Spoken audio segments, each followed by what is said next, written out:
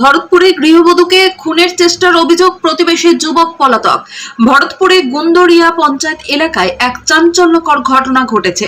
প্রতিবেশী এক যুবকের বিরুদ্ধে এক বধূর গলার নলি কেটে খুনের চেষ্টার অভিযোগ উঠেছে। জানা গিয়েছে, ওই যুবক 4 বছর ধরে বধূকে বিরক্ত করছিল এবং স্বামীর ঘর ছেড়ে তার সঙ্গে পালিয়ে আসার জন্য চাপ দিচ্ছিল। বধূ রাজি না হওয়ায় বৃহস্পতিবার সকালে প্রকাশ্যে গ্রামের পুকুর পাড়ে এই হামলার ঘটনা ঘটে। আশঙ্কাজনক অবস্থায় বধূকে কান্দি মহকুমা হাসপাতালে ভর্তি করা হয়েছে। ঘটনার পর থেকেই অভিযুক্ত রামপ্রসাদ দাস এবং তার পরিবারের সকলেই পলাতক। স্থানীয় সূত্রে জানা গিয়েছে, এদিন সকাল 7টা নাগাদ ওই বধূ পাড়ার একটি পুকুরে বাসন ধুতে গিয়েছিলেন। সেই সময় পুকুর ঘাটে আরো কয়েকজন মহিলা উপস্থিত ছিলেন। অভিযুক্ত যুবক রামপ্রসাদও পুকুরের পাশেই দাঁড়িয়েছিল। একসময় বধূ এবং অন্য একজন প্রতিবেশী মহিলা ছাড়া বাকিরা চলে গেলে রামপ্রসাদ হঠাৎ করে পুকুরের ঘাটে নেমে আসে। সে বধূর চুলের মুঠি ধরে মারধর শুরু করে এবং তারপর তাকে উপর করে ফেলে পকেট থেকে একটি ছুরি বের করে গলার নলি কেটে ফেলার চেষ্টা করে। বধূ নিজেকে বাঁচানোর চেষ্টা করলে তার হাতের আঙুলও কেটে যায়। পুকুর ঘাটে উপস্থিত অপর এক মহিলার চিৎকারে রামপ্রসাদ দাস ঘটনাস্থল থেকে পালিয়ে যায়। এরপর স্থানীয় বধূরা উদ্ধার করে কান্দি মহকুমা হাসপাতালে নিয়ে আসেন এবং পুলিশকে খবর দেন। কান্দি মহকুমা হাসপাতাল সূত্রে জানা গিয়েছে, আক্রান্ত বধূর অবস্থা আশঙ্কাজনক এবং তার গলায় প্রায় 15টি সেলাই পড়েছে। এই ঘটনায় গ্রামে ব্যাপক চাঞ্চল্য ছড়িয়ে পড়েছে। ভরতপুর থানার পুলিশ ঘটনাস্থলে পৌঁছে তদন্ত শুরু করেছে। আক্রান্ত বধূর স্বামী জানিয়েছেন, ঘটনার সময় তিনি গ্রামে একটি সেলুনের দাড়ি কাটতে গিয়েছিলেন। তার ভাগ্নের বিয়েতে যাওয়ার কথা ছিল এবং স্ত্রীকে তাড়াতাড়ি তৈরি হতে বলেছিলেন। তিনি আরো জানান, রামপ্রসাদ প্রায় 4 বছর ধরে তার স্ত্রীকে বিরক্ত করছিল। তাদের মধ্যে একটি অবৈধ সম্পর্ক থাকলেও তিনি তা মেনে নিয়েছিলেন, কিন্তু এরপরেও রামপ্রসাদ স্ত্রীকে তার বাড়ি ছেড়ে পালিয়ে যাওয়ার জন্য চাপ দিচ্ছিল। স্ত্রী রাজি না হওয়াতেই এদিন তাকে প্রাণে মেরে ফেলার চেষ্টা করা হয়েছে বলে অভিযোগ স্বামীর। তিনি আরো জানান যে, কয়েক মাস আগে রামপ্রসাদ তার স্ত্রীকে একটি মোবাইলও কিনে দিয়েছিল। এরপর তারা বিষয়টি বাড়াবাড়ি পর্যায়ে যাচ্ছে দেখে পুলিশে অভিযোগ করেন। তখন থানায় গিয়ে রামপ্রসাদ এমন না করার প্রতিশ্রুতি দিয়েছিল, কিন্তু এরপরেও সে বারবার মোবাইলে স্ত্রীকে বিরক্ত করত এবং বাড়ি থেকে পালিয়ে আসার জন্য চাপ দিত। বধূর শাশুড়িও এই ঘটনায় ক্ষোভ প্রকাশ করে বলেন, বৌমার অবৈধ সম্পর্কের কথা জেনেও আমরা চুপচাপ সহ্য করেছিলাম, কিন্তু বৌমাকে এভাবে মেরে ফেলার চেষ্টা করা হবে তা আমরা চিন্তাও করতে পারিনি। আমরা ওই যুবকের চরম শাস্তি চাই। পুলিশ পলাতক অভিযুক্ত যুবককে ধরতে তল্লাশি চালাচ্ছে। এই ঘটনায় কে কি বলছেন? কি ঘটেছিল ঘাটে? আমি বাসন ধুতে যাচ্ছিলাম, উনি বাসন মাজছিল। কে? ওই যে মেয়েটা, কি নাম? পাপিয়া দাস। পাপিয়া দাস বাসন মাজছিল, আমি বাসন নিয়ে যাচ্ছিলাম বাড়ি থেকে। দিয়ে উনি ছেলেটা এখানে দাঁড়িয়েছিল, জেঠিমা পালিয়ে গেল। ছেলেটা দাঁড়িয়েছিল চিনেন? ছেলেটা তো আমাদের পাড়ার। পাড়া নাম জানেন? রামপ্রসাদ দাস। আচ্ছা, হ্যাঁ। দিয়ে উনি জেঠিটা চলে গেল, ও জেঠিমারা চলে গেল। দিয়ে ও ছুটি এখন মারতে লাগলো। কিভাবে মারলো? ওই যে চুলে মুড়ি ধরে।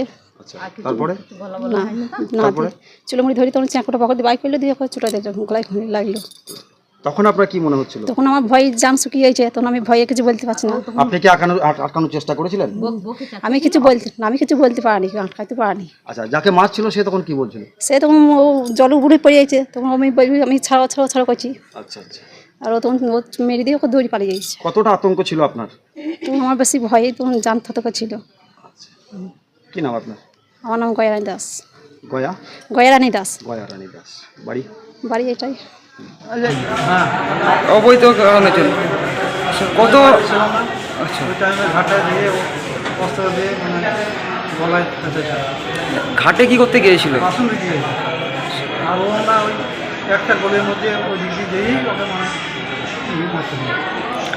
কত বছরকার অবৈধ সম্পর্ক রয়েছে ওনার সঙ্গে? কি চাইছেন এখন? কি আপনি এখন কি চাইছেন? চাচ্ছি ওর যেন শাস্তি হোক, ওকে ধরা হোক, ও যেন শাস্তি পায়। কটা দিকে ঘটেছে ঘটনাটি? কটা দিকে ঘটেছে ঘটনাটি? 7:40। পেশেন্ট এখন কেমন রয়েছে? পেশেন্ট আছে, মানে অনেক কাঠ কেটেছে, 3 জায়গায় মানে ওকে করেছে, কাটা হয়েছে, আঙুল কেটেছে, সেলাই হয়েছে 15টা। আস্তে আস্তে বলছি। কোন গ্রামে ঘটনাটি ঘটেছে? গ্রামের। কি নাম যিনি আহত হয়েছে? পাপিয়া দাস। বয়স কত? 35। আচ্ছা, বিয়ে কত বছর আগে হয়েছিল আপনাদের? বিয়ে 20 বছর তো হয়েছে। ছেলে মেয়ে কি রয়েছে? একটা ছেলে একটা মেয়ে, মেয়েটা মারা গেছে যেমন। কত বছর আগে মারা? মেয়েটা 7 বছর মারা গেছে, আচ্ছা 5 বছর হয়ে গেছে। আচ্ছা, আপনার নাম? আমার নাম বিষ্ণু। কে হচ্ছেন আপনি? আমি সামনে। বাসন মাজতে গেছিল, কে? ওকে বলেছিল বোমা। কি নাম বোমা? বোমা নাম পাপিয়া দাস, আচ্ছা, আর ছেলেটার নাম আমপ্রসাদ দাস। রামপ্রসাদ। হ্যাঁ, বেশ, দিয়ে কি ঘটেছিল? আমরা তো বাড়িতে আছে, হুম। বলছে আচুকা যেই মারতে লেগেছে। বোমা কি করছিল তখন?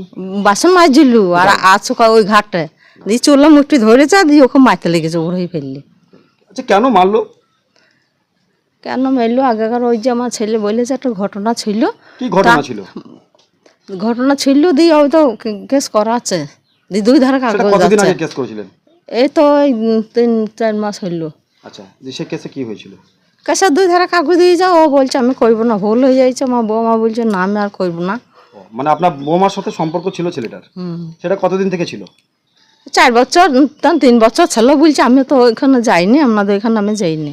আচ্ছা আচ্ছা, দিয়ে তারপরে আজকে হঠাৎ মারলো, এই মারার কারণটা কি? তা সেই বৌমা জানে। আপনি তো শাশুড়ি মা, আপনি তো বাড়িতেই থাকেন। হ্যাঁ, এর আগে কি কিছু টের পাননি? না আগে টের পাইনি আমি। আমি তো খোরা মানুষ দেখছেন, আমার জড়াই তুলে দিয়েছে, আমার অ্যাপন অপারেশন, জড়াই অপারেশন। আমার একটা লাইন ছিল 8 বছরে, পোকায় খেয়ে টিভি তলে পয়সা যে মায়ের মরা যাইছে, দিয়ে একটাই লাগতে। নাতির বয়স কত?